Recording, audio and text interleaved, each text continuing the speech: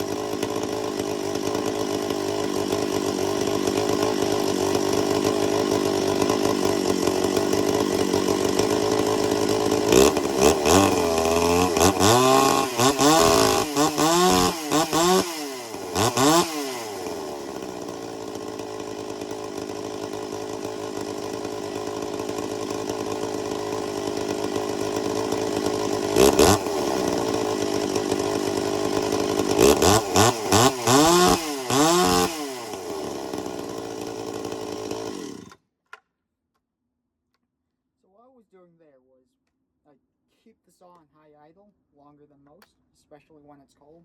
And right now it's about 20 degrees out, very cold.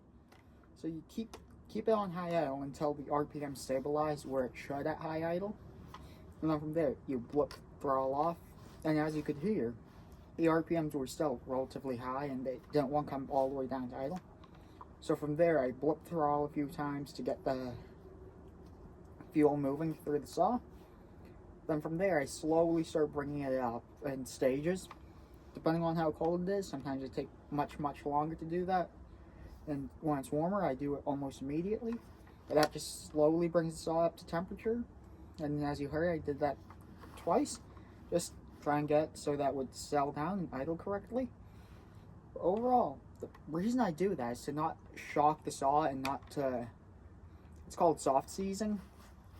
If you hammer on a cold saw, the piston will actually expand faster than the cylinder, and it will cause the piston to actually swell in the bore and create so much drag that seizes the engine. Once it cools off, it's back to normal and it will spin over freely, but it can cause scoring, and it does transfer aluminum from the piston to the cylinder. But now, the saw, you can feel the heat coming off the muffler. Just set to regular on.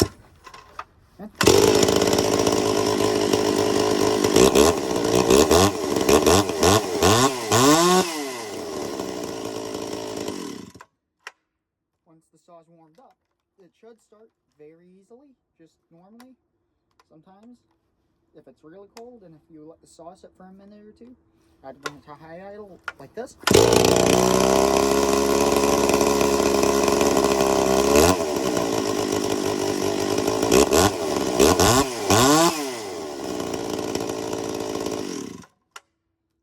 That's that. And also, for those of you who are wondering why I pull the cord out like this when I'm stopping it, as you can see sometimes the cord will jerk in, and that's because the starter poles engage onto the flywheel.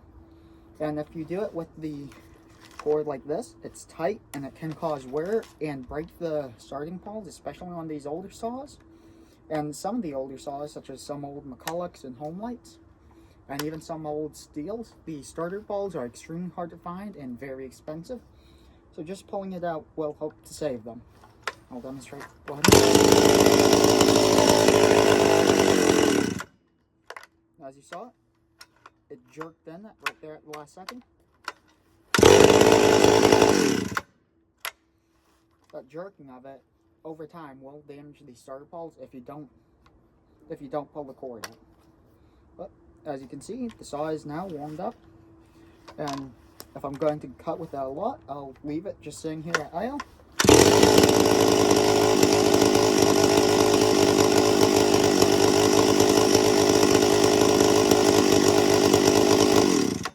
And that's how the chain doesn't spin, it doesn't do anything, it comes all the way down to idle. I'll let it sit there and idle if it's really cold, like below 0 degrees Fahrenheit. I'll let it sit there and idle for 5-10 minutes sometimes, just to help make sure that everything is warmed up. I'll blip throttle a few times and help get the oil moving to the bar.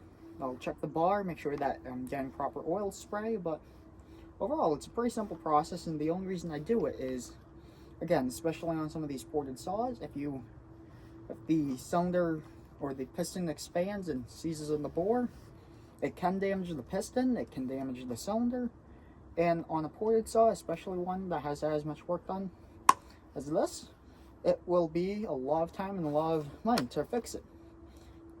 Especially if you didn't port it yourself, if you sent it out and you soft seize the saw, sometimes the piston is fine, sometimes you need a whole new piston and cylinder. I hope that answers the question as to why I do what I do. This is just a SEAL 038 Super. This is one of my customer saws. He should be picking it up here relatively soon. Yeah, hope that answers that question, and I'll leave you with this.